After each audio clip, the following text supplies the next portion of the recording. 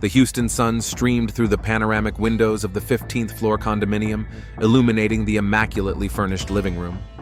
Emily Carter stood at the coffee machine, preparing her husband's morning espresso. At 32, she still looked younger than her age, slender, with shoulder-length brown hair that she always wore in a neat bun before going to work at the hospital.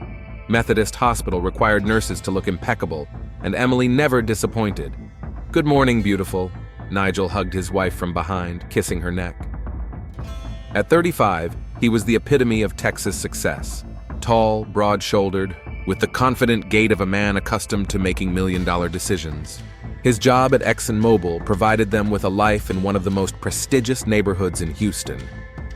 "Did you remember about dinner with the Johnsons tonight?" Emily turned to him, adjusting her husband's tie.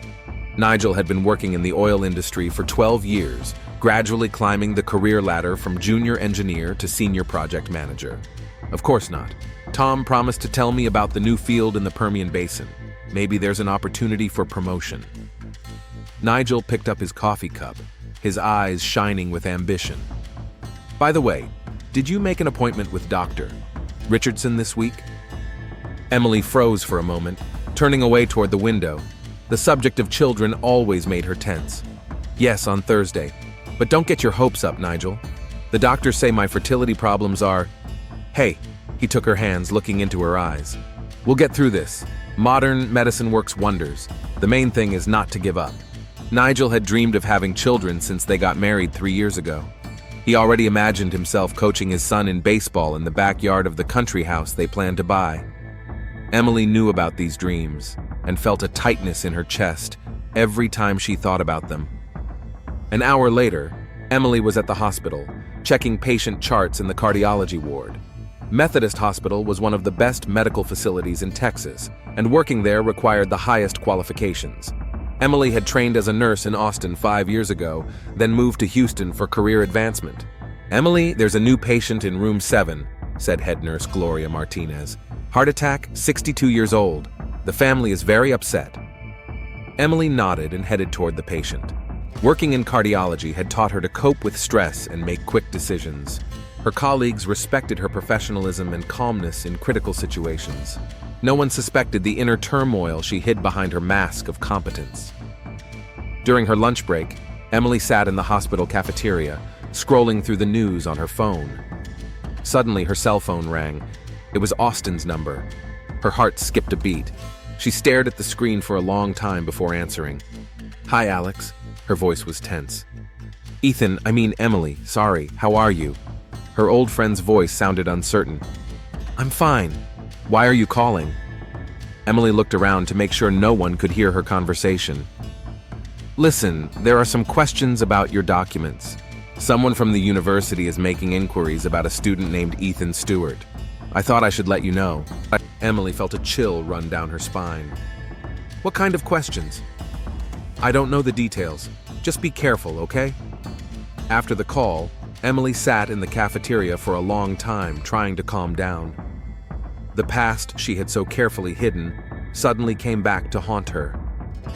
She thought she had left Ethan Stewart behind in Austin for good when she completed her gender reassignment 5 years ago and moved to Houston under the name Emily Carter. That evening, as she was getting ready for dinner with the Johnsons, Emily stood in front of the mirror in her bedroom. Nigel was fastening his cufflinks while talking about his work plans. "Tom says the new project could bring the company $200 million in profits. If I head up the technical team, it will be a big step forward," he said, walking over to his wife and putting his arm around her waist. "Can you imagine? In a couple of years, we'll be able to buy that house in Memorial we've been dreaming about."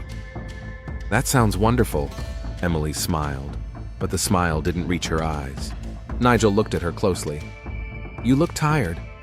Rough day at the hospital?" "Just a normal day. Lots of patients." Emily turned away, fixing her makeup. The Johnsons' home in the West University neighborhood was a 2-story colonial-style villa with a perfectly manicured lawn.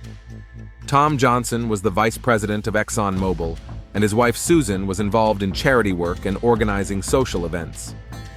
"Nigel! Emily! How are you guys?" Tom greeted them at the door with glasses of champagne. Over dinner, they discussed work projects, politics, and vacation plans. Susan asked when Emily and Nigel were planning to have children. "We're working on it," Nigel replied awkwardly. "The doctors say it will take time." "Oh dear, I understand," Susan said sympathetically, looking at Emily. "My sister had problems too, but there's modern IVF technology and hormone therapy. The main thing is not to give up." Emily nodded, feeling the tension mounting. Every conversation about children was torture for her, a reminder of her inability to have biological children. On the way home, Nigel was unusually quiet. Only when they pulled up to the condominium did he speak.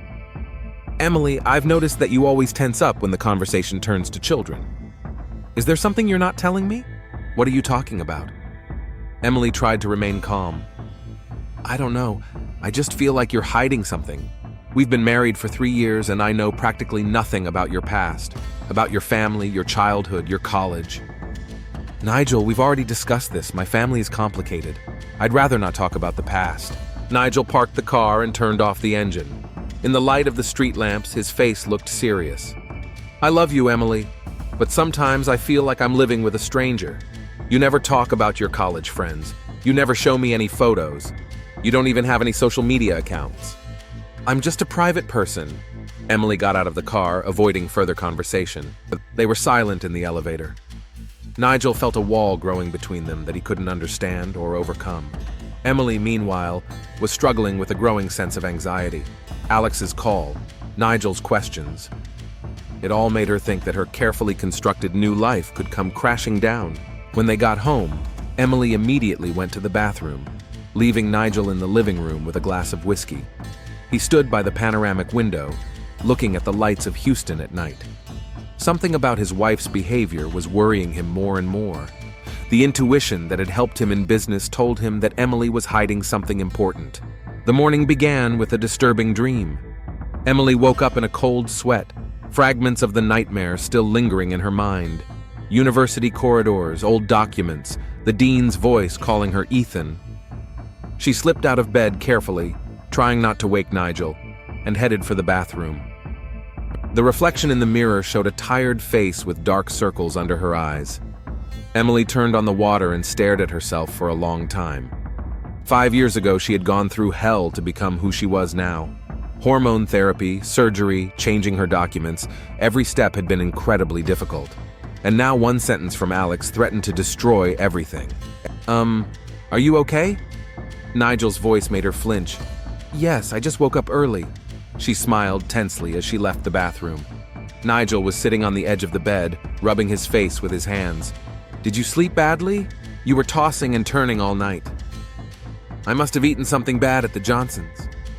Emily began to get dressed, avoiding his gaze. At breakfast, Nigel was scrolling through the news on his tablet, occasionally commenting on events in the oil industry. Emily mechanically ate her yogurt, her thoughts far from her morning routine. "By the way, I was thinking about our conversation yesterday." Nigel put down his tablet. "Maybe we should visit your parents? I understand that your relationship is complicated, but—" "No!" The answer came out too sharply. Emily tried to soften her tone. "I mean, not now. Maybe later." Nigel looked at her intently. 3 years of marriage had taught him to read his wife's moods, and something was wrong now. "Okay, it's just a suggestion." It promised to be a busy day at the hospital. 3 patients with acute conditions had been admitted to the cardiology ward. Emily immersed herself in her work, trying to forget her worrying thoughts. "Emily, we have a new doctor from Austin being transferred to us," said Senior Nurse Gloria, looking through the appointment list. "Dr. Michael Green, cardiologist. He's supposed to start today." Emily froze, holding the medical chart in her hands. Austin, could it be such a coincidence? Is something wrong? Gloria noticed her reaction. "No, everything's fine. I'm just a little tired." Around noon, a man in his mid-40s entered the ward, wearing a white coat and walking with the confident gait of an experienced doctor. He had graying temples and piercing brown eyes behind thin-rimmed glasses. Emily felt her heart skip a beat. She recognized Dr. Green. "Welcome to Methodist Hospital," Gloria introduced the new doctor to the staff. "Dr. Green, this is our nursing staff. Emily Carter, Jessica Rodriguez, and Maria Gonzalez. Dr. Green's gaze lingered on Emily. A flash of surprise crossed his eyes, then understanding. He extended his hand for a handshake. "Nice to meet you." His voice was even and professional. "Likewise, Doctor." Emily shook his hand, hoping the tremor wasn't too noticeable. The rest of the day was tense. Emily tried to avoid Dr. Green, but in a small ward, it was nearly impossible. During the evening rounds, he approached her at the nurse's station. "Miss Carter, could you show me the chart for patient number 12? Emily nodded, reaching for the folder. Their fingers touched accidentally, and Dr. Green said quietly, "We need to talk." "Not here," Emily whispered, looking around. "The cafeteria, in 20 minutes. The hospital cafeteria was relatively empty at that time. Dr. Green sat at a corner table, stirring his coffee. Emily approached, holding a cup of tea she had no intention of drinking. "So, Ethan Stewart," Dr. Green said quietly. "Or is it Emily Carter now?" "Dr. Green, No need for explanations. I understand. I just didn't expect to see you here." He looked at her intently. "You look happy. Did the procedures go well?" Emily nodded. "I finished all the surgeries 3 years ago. I got married. A new life." "Does your husband know?" The question hung in the air. Emily was silent for a long time, twirling her wedding ring around her finger. "No," she finally admitted. "He thinks I have fertility problems. We're trying to have children, and every visit to the doctor is torture." Dr. Green nodded sympathetically. "I understand. It's your decision. But Emily, the truth has a way of coming out in these situations." "What do you mean?" "A few weeks ago, a private investigator came to my clinic in Austin. He asked about former patients, including you. More specifically, about Ethan." Emily felt the world begin to spin. "A detective? Who hired him?" "I don't know. He didn't say. But he showed me a photo, an old student photo of you. He asked if I knew where Ethan Stewart was now." "And what did you say?" "That the patient requested confidentiality, and I couldn't disclose any information. But Emily..." Dr. Green leaned closer. "If someone is digging, they could find connections, medical records, insurance documents. You need to be prepared." After her conversation with Dr. Green, Emily could hardly wait for the workday to end. Disturbing thoughts swirled in her head. Who could have hired a detective? And what would happen if Nigel found out the truth? At home, Nigel was already preparing dinner, his signature dish, steak with grilled vegetables. Emily usually enjoyed such surprises, but now she could barely bring herself to smile. "How's work?" "I heard you're getting a new cardiologist from Austin," Nigel said, turning the steak in the pan. Emily froze. "How did you know?" "Our company has a corporate agreement with Methodist Hospital. Jim from HR mentioned it." Nigel noticed her tension. "Do you know him?" "No, of course not. Just a coincidence." Over dinner, Nigel talked about work, a new project in the Perm Basin, a possible promotion. Emily nodded in the right places, but her mind was far away.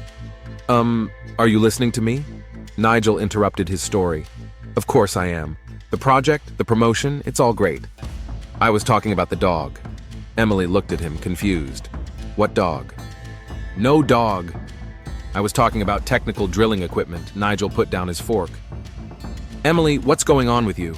You've been acting strange these past few days." "Just a lot of work. New patients, adjusting to a new doctor." "The doctor from Austin?" Nigel's voice took on a suspicious tone. "Nigel, don't start. I'm just tired."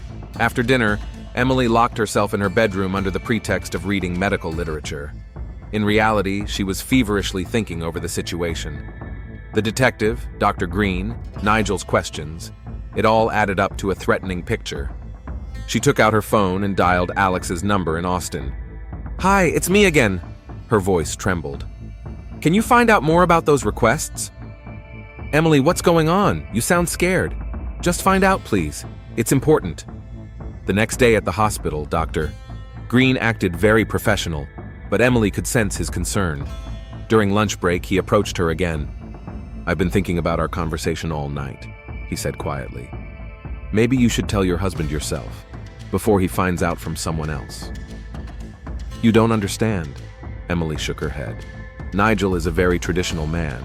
He dreams of children, of the perfect family. If he finds out, what exactly scares him? The fact that you're transgender? Or that you've been hiding it? Both. He grew up in a conservative family in Texas. I'm not sure he'll understand. Dr. Green nodded sympathetically. In any case, be careful. And if you need support or medical documents, thank you, but I hope it won't come to that. That evening, Nigel greeted her at home with a bouquet of roses. What for? Emily asked, surprised. Just because. I realize I've been working a lot lately and haven't been paying much attention to you. He hugged her. How about we go to the lake for the weekend? We can get away from the hustle and bustle of the city. Emily felt her heart ache. Nigel was such a caring, loving husband, and she had been cheating on him every day. That's a wonderful idea, she whispered, burying her face in his shoulder. That night, Emily couldn't sleep for a long time. Nigel was breathing quietly beside her, and she looked at his face in the moonlight. What would happen when he found out the truth? Would he be able to forgive her for years of deception? Did they have a future together? At around 3 in the morning, the phone rang. Emily quickly picked up the receiver so as not to wake her husband. Hello? She whispered. Emily, it's Alex. I found out something about those inquiries. She slipped out of the bedroom into the living room. What exactly? The detective is working for a private individual in Houston. Someone is looking for information about a man named Ethan Stewart, who attended the University of Texas 5 years ago. Emily felt her legs go weak. Who is behind this?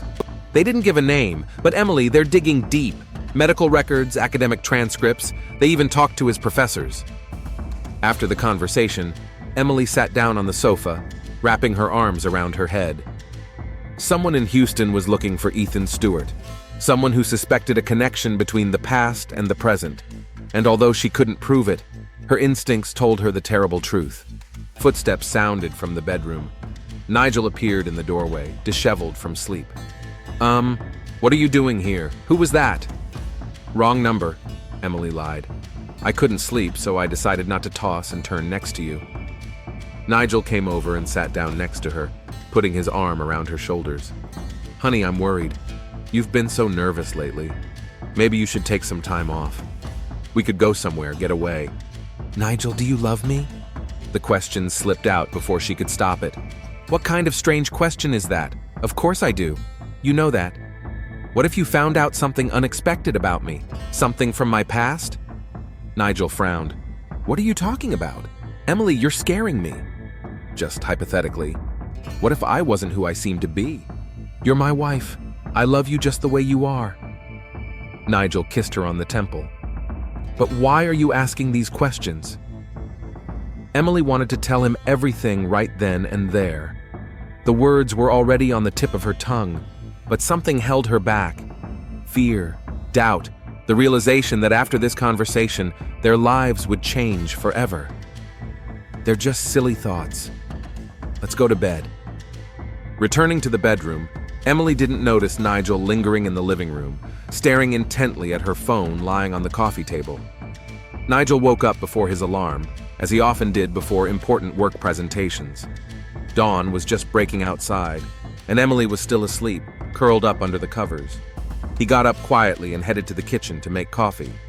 As he opened the refrigerator to get the milk, Nigel noticed that Emily's hands had been shaking last night when she was holding her phone. Who could have called at 3 in the morning? Wrong number was too convenient an explanation. In 10 years as an engineer, he had learned not to take superficial answers at face value.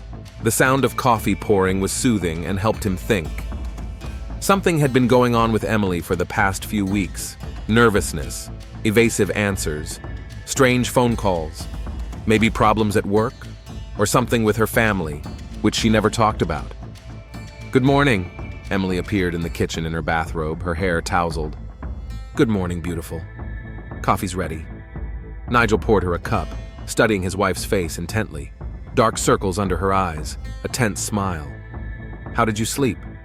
Fine. Emily turned away toward the window, avoiding eye contact. Over breakfast, Nigel talked about the upcoming presentation of a new project, but his thoughts lingered on his wife's behavior. 3 years ago, When they first met, Emily seemed so open and sincere. Now he felt as if an invisible wall had grown between them. "Nigel, are you listening to me?" Emily's voice brought him back to reality. "Of course. You were talking about work? About staying late today. The new doctor is training the staff." Emily gathered her documents into her bag. "Don't wait up for me." "The same doctor from Austin?" Emily froze as she zipped her bag. "Yes, Dr. Green. I wonder what made an experienced cardiologist move from Austin to Houston." Nigel watched his wife's reaction closely. "I don't know. Career opportunities, probably." Emily kissed him on the cheek. "See you tonight." After she left, Nigel stood at the window for a long time, finishing his coffee. Something about Emily's behavior when she mentioned Dr. Green seemed strange to him. Maybe he was being paranoid, but his engineering mind was looking for logical connections where others saw only coincidences. The presentation at the office went well. Tom Johnson and the other executives approved the technical solution for the new field. Nigel should have been happy. This was a big step toward a promotion. But his thoughts kept returning to Emily. During his lunch break, he called Methodist Hospital. "Good afternoon. May I speak to Nurse Emily Carter?" "One moment, please," replied the administrator on duty. Nigel waited, tapping his fingers on the table. Finally, a familiar voice came over the line. Emily speaking. "Hi, sweetheart. How are you?" "Nigel? Is something wrong?" Her voice sounded alarmed. "No, I just thought I'd call. I missed you." He paused. "By the way, how's training with the new doctor going?" "Fine. He's very experienced." The answer sounded forced. "Maybe we could invite him over for dinner sometime. Get to know him better." "Why?" The question sounded too sharp. "Just an idea. You always said it's important to maintain good relationships with colleagues." "Maybe later. I have to go. Patients are waiting." After the conversation, Nigel leaned back in his chair. Emily's reaction to the suggestion of inviting Dr. Green was more than strange. It was as if she was afraid of them meeting. In the evening, Nigel decided to stop by the gym, but on the way he turned toward Methodist Hospital. He parked across from the main entrance and waited. Half an hour later, he saw Emily leaving the building with a man in a white coat, middle-aged, with graying temples. They stopped at the entrance, talking seriously about something.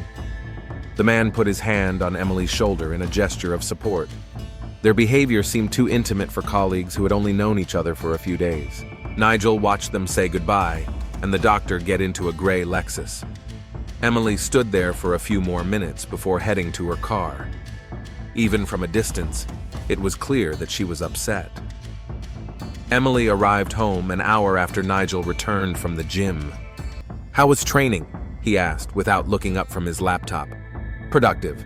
Lots of new information." Emily went to her bedroom to change. She was quiet at dinner, answering in monosyllables. Nigel talked about his successes at work, but he could tell his wife wasn't listening. Can we talk?" "About what?" She looked up from her plate. "About us. About what's going on. You've been here but not here for the last few weeks." Emily put down her fork. "I don't know what you're talking about." "You know what I mean. The strange phone calls, your nervousness, your evasive answers. Something's bothering you and I want to help." "Nigel, everything's fine. It's just stress at work." "Related to the new doctor?" Emily stood up abruptly from the table. "I'm tired of these questions. What do you want to hear?" "The truth." Nigel stood up too. "I want to know what's going on with my wife." "Nothing is going on." Emily raised her voice, which was unusual for her. "Can I just be left alone?" She went into the bedroom, slamming the door behind her. Nigel stayed in the kitchen, clearing the dishes and thinking about the situation. Something was definitely going on, and it had something to do with Dr. Green from Austin. The next day, while Emily was at work, Nigel decided to do some spring cleaning. It helped him think, and at the same time, he could tidy up the storage room in the basement, which they had been planning to clean out for a long time. The basement of the condominium was a small room where seasonal items, old books, and boxes of documents were stored. Nigel began methodically sorting through the contents, putting aside things he didn't need to throw away. In the corner was a cardboard box he hadn't noticed before. It was labeled Personal EK in uneven handwriting. Nigel knew he shouldn't go through his wife's personal belongings, but his curiosity got the better of him. Inside the box were photographs, documents, and letters. Nigel picked up the first photograph, a childhood snapshot of a boy with brown hair and familiar eyes. On the back, in uneven, childish handwriting, was written, "Ethan, 10 years old." His heart skipped a beat. Ethan? Who was Ethan? The next photograph showed the same child, but older, about 14. Again, the inscription, "Ethan Stewart, 9th grade." Nigel stared intently at the features. Something about this boy reminded him of Emily, the shape of his eyes, the shape of his nose. Next came school photos, diplomas, certificates, all in the name of Ethan Stewart. At the bottom of the box was a family photo, a man, a woman, and a teenager. On the back, someone had written, "Our son." Nigel sat on the basement floor for a long time, looking at the photos. His thoughts were jumbled, unable to form a logical picture. Who was Ethan Stewart? Why were his photos in a box with Emily's personal belongings? And why did this boy look so much like his wife? Suddenly, the details began to form a terrifying mosaic. Austin, that's where Emily studied. That's where Dr. Green came from. The reluctance to talk about the past, about her family. Fertility problems. The strange reaction to the mention of Dr. Green. Nigel took out his phone and typed, "Ethan Stewart, Texas University," into the search engine. There weren't many results, but one headline made him freeze. Student Award for Research in Gender Psychology, presented to Ethan Stewart. He clicked on the link. It was a short article in a university newspaper from 5 years ago. The photo was of the same young man from the box, but now clearly trying to look more feminine. He had long hair and delicate features. Third-year psychology student Ethan Stewart has received an award for his research paper, Psychological Aspects of Gender Dysphoria. In his work, the young researcher studied the personal experiences of transgender people in transition and their adaptation to society. Nigel reread the article several times. The words refused to register in his mind. Ethan Stewart, gender transition, transgender. His wife, Emily, was Ethan. The phone slipped from his numb fingers. Nigel sat on the basement floor, surrounded by photographs and documents, trying to comprehend the truth that had been revealed to him. The woman he had shared his bed with for 3 years, whom he loved, who was supposed to bear his children, was a man. No, she wasn't. Is she? Or was she before? His thoughts were confused, his emotions overwhelming him in waves, shock, anger, disgust, the pain of betrayal. 3 years of marriage built on a lie. Every kiss, every intimate moment, every conversation about future children, it was all a deception. Emily, or whoever she was, had been laughing at him all this time. Nigel heard the front door open. Emily had come home from work early. He quickly put the photos back in the box, but left one out, the one with "Our son" written on the back. Going upstairs, he saw Emily in the kitchen. She was putting her bag on the table, her back to him. In a normal situation, he would have hugged her and asked how her day was.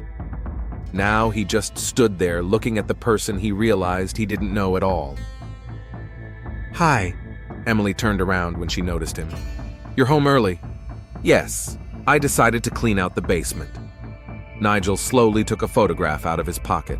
"I found something interesting." Emily saw the picture and turned pale. Her eyes widened in horror. "Nigel, I can explain." "Explain what? How did Ethan Stewart become Emily Carter? Or how did my wife lie to my face for 3 years?"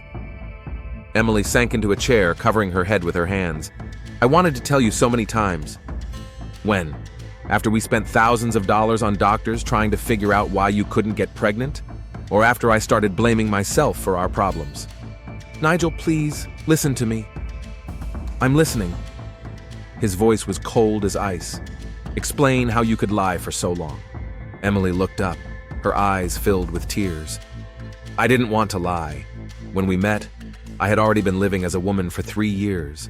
The surgeries, the hormones, changing my documents. It was all behind me. I thought the past didn't matter." "It doesn't matter?" Nigel raised his voice. "You think it's not important to tell your husband that you were born a man?" "I'm a woman, Nigel. Maybe I wasn't born one, but I became one. This is who I really am." "Really?" He laughed bitterly. "What's real in our marriage? Your love? Our plans for children? Or was that all just a game, too?" My love is real. I love you more than life itself. That's why I was afraid to tell you the truth. Nigel turned away toward the window. Through the glass, he could see the lights of Houston at night, life going on as usual. And here, in their perfect apartment, the world he thought was real was falling apart. Dr. Green knows, doesn't he? He asked, without turning around. Yes. He helped me with hormone therapy in Austin. That's why you were so nervous when he showed up at the hospital. You were afraid he would say something. Emily nodded through her tears. I asked him to keep quiet. Who else knows? Everyone around me is laughing at me. A fool who didn't realize he married a man. Nigel, don't say that. No one is laughing. Very few people know. He turned abruptly. Who exactly knows? Dr. Green, a few friends in Austin, no one else. And the detective looking for Ethan Stewart? Emily froze. How do you know about the detective? It doesn't matter how. What matters is that you kept this from me. Nigel moved closer. What is he looking for? What other secrets do you have? No one was supposed to know. I changed my name, got new documents. Ethan Stewart doesn't exist anymore. But he does. There he is in these photos. That's your real face, isn't it? And Emily is just a mask you wear. No, Emily is me, the real me. Nigel looked at the crying woman, or man, and felt a cold rage growing inside him. 3 years of his life had been stolen. For 3 years, he had lived with a stranger who had lied to him every day. I can't look at you, he said quietly. I don't know who you are. I don't know what part of our life was real. Nigel, please. I'm going to a hotel for the night. I need to think. He grabbed his car keys and headed for the door. Nigel, wait! Emily ran after him. We can talk about everything. See a therapist, figure things out. Figure out what? How to live with a lie? He stopped at the door. You know what the worst part is? It's not that you're transgender. It's that you could look me in the eye and lie to me every day. I thought I knew you. The door slammed shut, leaving Emily alone in the apartment that had been their home that morning and was now a witness to a life destroyed. Nigel spent a sleepless night at the Hilton Hotel in downtown Houston, sitting in a chair by the window and looking at the city lights. Fragments of memories swirled in his head. Their first meeting in a cafe near the hospital, his proposal on the roof of their condominium, their wedding in a small church. Everything had seemed so real. Every smile from Emily, every I love you, every conversation about future children. Now it all seemed like a cruel joke. By morning, his anger had given way to cold determination. Nigel was an engineer, accustomed to solving problems systematically and methodically, and now he had a problem that required a radical solution. He ordered breakfast in his room and opened his laptop. First, he needed to find out more about Ethan Stewart. He searched social media, university archives, medical databases. Nigel used all his skills and connections in the corporate world. By noon, the picture was clear. Ethan Stewart, born in 1992, a psychology student at the University of Texas, an LGBT activist and participant in gender dysphoria research. In 2020, he began gender reassignment treatment under the supervision of Dr. Michael Green. In 2021, he officially changed his name to Emily Carter and moved to Houston. Nigel methodically saved documents and photos, evidence, just in case he needed a divorce or something else. But divorce seemed insufficient punishment for 3 years of deception. The phone rang. It was Emily. Nigel stared at the screen for a long time before answering. Hello? Nigel, thank God. I haven't slept all night. I've been so worried. Where are you? At a hotel, thinking. Can we meet? Talk properly? I want to explain everything. Nigel was silent, considering his options. Okay, come to my place by 7. We'll talk. Thanks. I love you, Nigel. Yeah. He hung up without responding. There were a few hours left until 7. Enough time to prepare everything. Nigel returned to his condominium around 4. The apartment looked the same as always, immaculately tidy, with expensive furniture and panoramic windows. Only now it all seemed like a stage set for a play in which he was playing the fool. He walked out onto the 15th floor balcony. The height was impressive, about 50 meters to the asphalt. Falling from that height would leave no chance of survival. The railing was quite low, just over a meter high. A person could fall accidentally, slipping or losing their balance.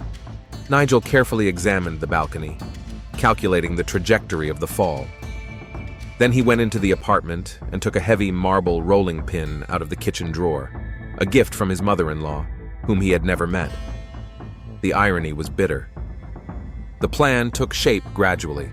Emily would come home upset, ask for forgiveness, and cry. They would go out onto the balcony to talk, a romantic place where he had proposed to her. There, he would knock her unconscious with the rolling pin, carry her over the railing, and push her down. Then he would clean up the evidence, take a shower, wait a while, and discover the body in the courtyard. He would call an ambulance and play the role of a shocked husband. An accident. His wife went out onto the balcony to get some air, slipped on the rain-wet tiles, and fell. Tragedy. Nigel rehearsed this version, thinking through every detail. At 6:30, he turned on the sprinkler on the balcony, supposedly to water the flowers. Half an hour later, he turned it off. The tiles remained wet, which would explain the accidental fall. At exactly 7 o'clock, Emily opened the door with her keys. She looked terrible. Red eyes, pale face, rumpled clothes. She was holding a bouquet of white roses in her hands. "Nigel?" Her voice trembled with excitement. "I'm here," he said, coming out of the living room, outwardly calm. Emily came closer, holding out the flowers. "I bought your favorites. I want us to start over, honestly, with no secrets." "Start over?" Nigel took the bouquet but didn't put it in a vase. "How can we start over when everything is built on lies?" "Not everything was a lie. My love for you is real. My feelings, our plans, our life, it's all real." Nigel was silent, studying his wife's face. Even knowing the truth, it was hard to imagine that this fragile woman had once been a man. Modern medicine truly worked wonders. "Would you like to go out on the balcony?"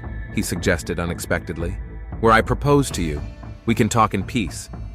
Emily nodded, wiping away her tears. "Okay." They stepped out onto the balcony. Evening Houston spread out below in lights and noise. Emily walked to the railing, looking at the sunset. "Remember how you said you wanted to spend your whole life here?" She turned to him. "That we would grow old together, looking at this view?" "I remember." Nigel stood 3 steps away from her, his hands behind his back. In his right hand, he clutched a marble rolling pin. Nigel stepped forward, raising the rolling pin above his head. "Goodbye." The blow struck the back of her head. Emily fell onto the wet tiles of the balcony, losing consciousness. Nigel checked her pulse.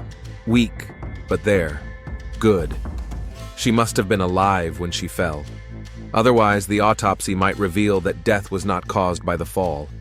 He lifted his wife's lifeless body.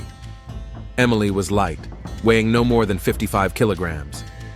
Nigel dragged her to the railing, threw her over it, and pushed her down.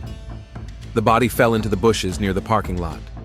Nigel didn't look to see it fall, but he heard a dull thud as it hit the ground. That was it. Now he had to act quickly. Nigel hid the rolling pin in a kitchen drawer, took a shower, and changed his clothes. He waited half an hour to make it look like he had been in the apartment when the accident happened. Then he went out into the yard, pretending to throw out the trash. "Oh my God, Emily!" His cry echoed off the walls of the condominium. Nigel rushed to his wife's motionless body lying in the bushes. She was dead. Her neck was broken. Her skull was crushed. He took out his phone and dialed 911. "Hello, there's been a tragedy. My wife fell from the balcony. 15th floor, River Oaks condominium. Please hurry." 10 minutes later, the courtyard was filled with sirens. Ambulances, police, firefighters. Nigel played the role of a distraught husband, answering questions through his tears. She went out on the balcony to get some air. "I was in the shower. I heard a noise but didn't pay any attention. Then I went down to throw out the trash and saw her here." Detective Paddy O'Connor arrived at the scene half an hour later. He was a 34-year-old Irishman with reddish hair and alert green eyes. 10 years on the homicide squad had taught him to notice details that others missed. He examined the body carefully. then went up to the 15th floor to the spot where she had fallen. Nigel was still there, answering questions from the officers. "Mr. Carter, Detective O'Connor, homicide. I'm sorry for your loss." "Thank you." Nigel wiped his eyes with a handkerchief. "It was an accident. Emily slipped." Patty nodded, but his gaze slid across the balcony, taking in the details. Wet tiles, low railings, no signs of a struggle. At first glance, it looked like a tragic accident. "Can you tell me what happened tonight?" "We had dinner, talked. Emily said she wanted some air, went out onto the balcony. I went to take a shower. Half an hour later, I went down to the courtyard and found her." "I see. What did you talk about during dinner?" Nigel hesitated for a moment. "Work, plans for the weekend, the usual stuff." Patty was writing in his notebook, but something else caught his attention. There was a vase of white roses on the balcony. The flowers looked fresh, as if they had just been bought. It was strange to give your wife flowers during a normal dinner. Beautiful roses. Was it a special occasion? No, Emily just loved flowers. The detective walked over to the railing, estimating the height. A little over a meter. It would be quite difficult for an adult to accidentally fall over such a railing, even if they slipped. "Mr. Carter, was your wife a tall woman?" "Average height, about 165 centimeters." "I see." Patty mentally calculated the trajectory of the fall. To fall from that height, you would have to lean over the railing quite a bit or lose your balance. "Did she ever complain of dizziness? Problems with her vestibular system?" "No, never." Emily was healthy. The detective jotted down a few more notes, then went into the apartment. Everything looked perfect. No signs of a fight or struggle. There were 2 plates with leftover dinner on the kitchen table. Next to them were documents, medical records, insurance papers. "Mr. Carter, do you mind if I look around the apartment?" "Of course, do what you need to do." Patty methodically went through the rooms, taking photos and making notes. In the bedroom, his attention was drawn to some wet clothes in the laundry basket, a man's shirt and jeans. Nigel had been taking a shower when the accident happened. Logical, but something didn't feel right. The detective returned to the balcony and examined the floor again carefully. The tiles were wet, but not everywhere. There was more moisture near the railing, as if someone had deliberately poured water there. "Have you watered the flowers recently?" "Yes, I turned on the automatic watering system about 2 hours ago." Patty found the watering system remote control.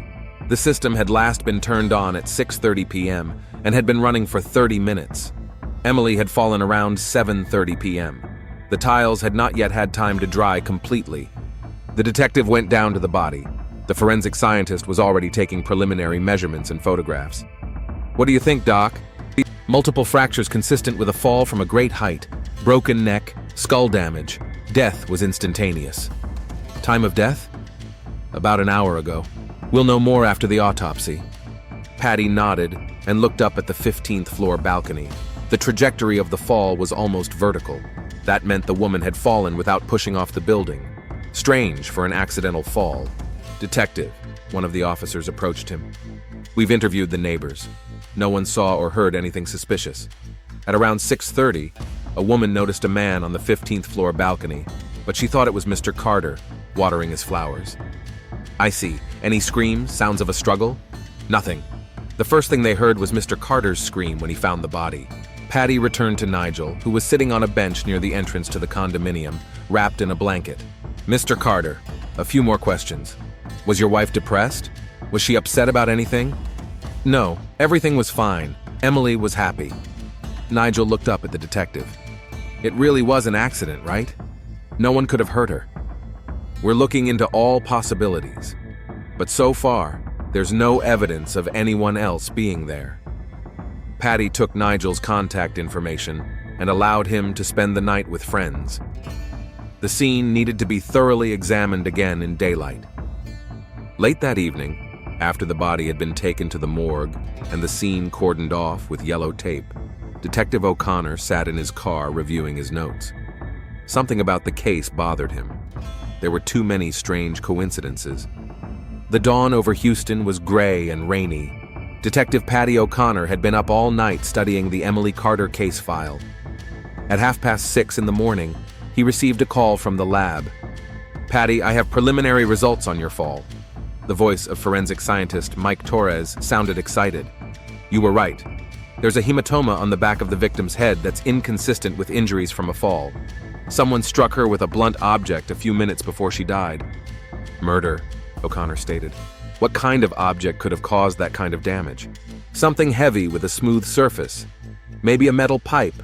Or wait, the shape of the blow looks more like a kitchen utensil, a meat tenderizer, or a heavy rolling pin." Patty wrote down the information and headed for the Carters' condominium.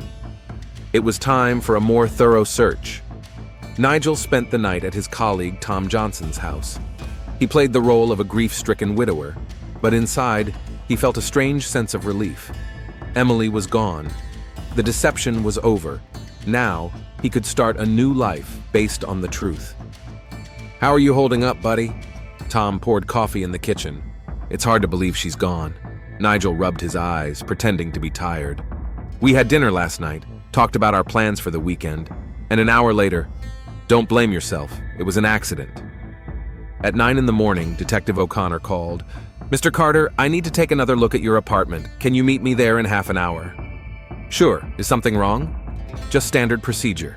Nigel felt a slight uneasiness, but quickly pulled himself together. He had thought everything through carefully and left no clues. Detective O'Connor methodically examined the kitchen, paying particular attention to the utensils. Nigel watched, trying to look natural. "Do you cook at home often?" Patty asked, opening the drawers. Emily liked to cook more. She was better at it. The detective took a marble rolling pin out of the drawer, heavy with a smooth surface. It was exactly the kind of object that could have left a bruise on the back of the victim's head. "Nice thing. Expensive?" "A gift from Emily's mother," Nigel lied. In fact, he had no idea where it came from. O'Connor examined the object carefully with his gloves on.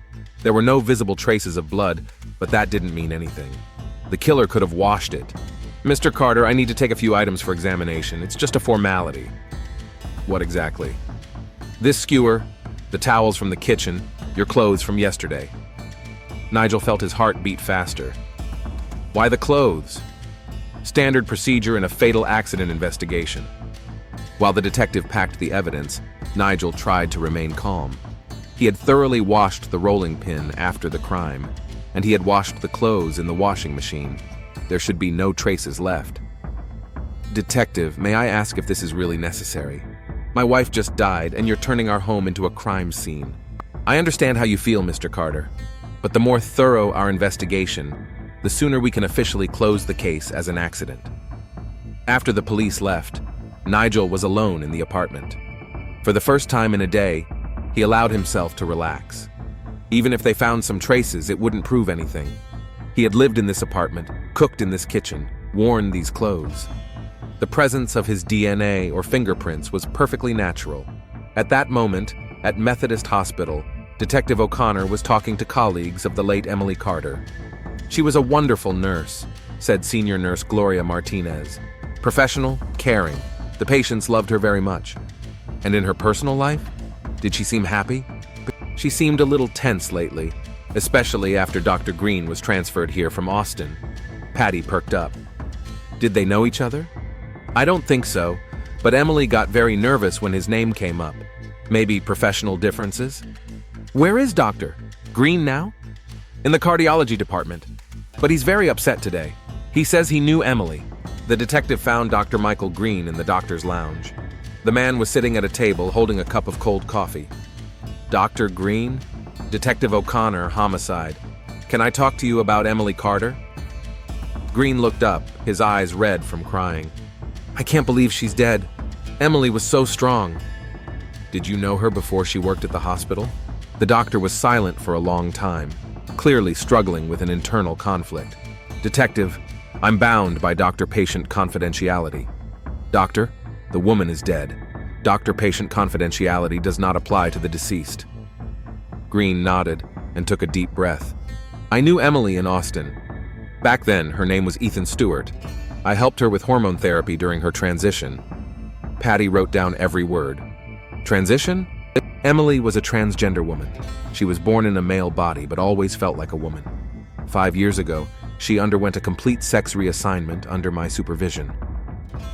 Did her husband know about this? Number Emily was very afraid to tell him the truth.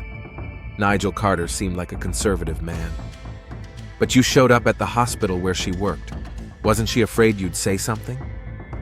I promised to keep quiet, but a few days ago Emily said someone was looking for Ethan Stewart. A private investigator was asking questions in Austin. Patty felt the pieces of the puzzle starting to fall into place. Who could have hired a detective? I don't know, but Emily was very scared. She was afraid her husband would find out the truth. What if he already knew? Dr. Green turned pale. You don't think it was an accident? I think Nigel Carter may have discovered his wife's past and couldn't handle it. That evening, Patty O'Connor received the results of the forensic examination. Microscopic traces of blood and hair matching Emily Carter's samples were found on the marble rock. Despite thorough cleaning, modern analysis methods revealed traces of biological material. It was time for an arrest. Nigel sat in the living room of his apartment, leafing through family photos. Strange, but now that he knew the truth, he could see masculine features in Emily's face. How could he have been so blind? There was a knock at the door. Detective O'Connor stood in the doorway with 2 officers. Nigel Carter, you are under arrest on suspicion of the murder of Emily Carter. You have the right to remain silent. What? This is crazy. My wife fell from the balcony. After you hit her over the head with a marble rolling pin. Nigel felt his world collapse for the second time in a week. You have no evidence. There is blood and hair from your wife on the rolling pin. There are microparticles on your clothes indicating physical contact with the victim at the time of the injury. Handcuffs clicked around his wrists. Nigel knew the game was over. At the police station, in the interrogation room, Nigel sat across from Detective O'Connor. Between them lay a folder with evidence. Would you like to tell us what happened last night? Nigel was silent for a long time, then looked up at the detective. Could you live with someone who lied to you every day for 3 years? Tell me about that evening. I found some photos in the basement, pictures of a boy named Ethan Stewart. I realized that my wife was... Nigel shook his head. I lived with a stranger for 3 years. And you decided to kill her for that? I didn't plan to kill her. I just wanted to talk, to understand why she lied. But when we went out onto the balcony, when she started lying again, talking about a new beginning, Nigel clenched his fists. I couldn't take it anymore. What happened next? I hit her with a rolling pin, not hard, just to shut her up. But she fell and lost consciousness, and then I knew what to do. You pushed her off the balcony. Yes, she was unconscious. She couldn't feel any pain. The detective wrote down the confession, inwardly shuddering at the coldness with which the murderer described his actions. Mr. Carter, do you understand that you killed an innocent person? Emily had a right to her past and to a new life. Innocent? Nigel laughed bitterly. She stole 3 years of my life. She lied to my face every day. She let me blame myself for not being able to have children. That doesn't justify murder. It does to me. Nigel Carter's trial began 6 months later. The case attracted media attention because of its transgender theme and the unusual circumstances of the crime. The prosecutor presented compelling evidence: blood analysis of the knife, Dr. Green's testimony, and surveillance camera footage showing that no one else was in the building. Nigel's lawyer tried to portray him as a victim of deception, but the judge and jury did not consider this a mitigating circumstance. Nigel himself expressed no remorse. In his final statement, he said, "I don't regret what I did. Emily Carter ruined my life with her lies. I just paid her back." The sentence was harsh, life imprisonment without the possibility of parole. Nigel found no peace. Every night he dreamed of Emily. Not Ethan, but Emily, the woman he once loved. And every morning he woke up knowing that he had killed the only person who truly loved him. Perhaps that was his real punishment, not the prison walls, but the realization of the magnitude of his loss. Emily was gone, and with her gone was any chance of forgiveness, understanding, or a second chance.